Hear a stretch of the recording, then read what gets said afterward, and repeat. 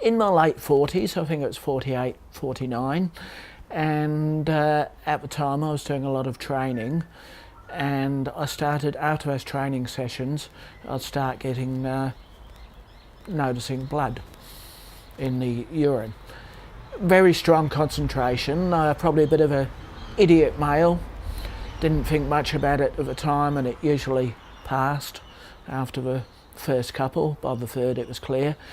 But after 6 months, I think my good lady wife, Belinda, noticed about it and pointed me towards the doctor. The GP pointed me towards the urologist. He did the usual range of tests. Initially they found I had a couple of bladder stones, which weren't tumours, they were actually stones, and he decided I needed to have a prostate resection. And then we did that, and the stones were removed at the same time, and it was about a week or so after that he gave us the news that I had cancer. So, and then he explained that it was level 1 tumours, 3 or 4 were removed at the same time. Level 1 tumours, it was explained to me that they were non-invasive. They were sitting on the wall of the bladder, but they weren't actually attacking. They weren't going into the surface of the bladder, and that was probably one of the lucky bits from me from the start. My diagnosis, I was told by the surgeon. I basically walked into the office and he told me, "You smoked, didn't you?" And when I said, "About 20 years ago," they said, "Well, you've got cancer." One of the things I noticed, because I'm a very information orientated person, I started looking on the internet for information, and there wasn't much specific to Australia, and the surgeon's receptionist certainly didn't give me or offer any information. So I started a bladder cancer support Facebook group.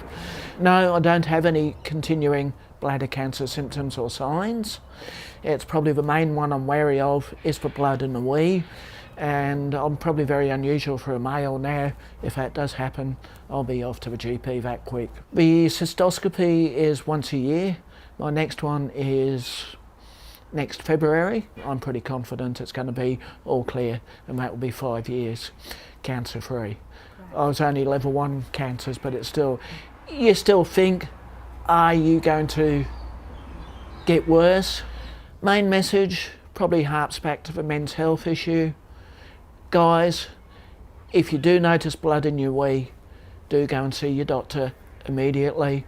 It's no mucking around. Don't think it's going to go away in a couple of hours, because it will come back. I probably wasted 6 months when it first happened, and I didn't go and see the doctor. My surgeon cajoled me into going into private instead of public, and it cost $13,000. What I remember, I probably got $2,000 to $3,000 back, and it probably did take about 3 or 4 years to pay off those credit cards. One day, I think it was after one of the recurrences, after Flexible, when we found, I was in recovery with my wife, and we were having a cry about it. First up, I saw the surgeon and the anaesthetist walk by. Our curtain was open. They would have seen what was happening, and they just kept on walking. But then the registrar came out a few seconds later, and he saw what was happening, and he came across and spent about half an hour with us. And that was so easy to do, and I hope that registrar never loses that compassion.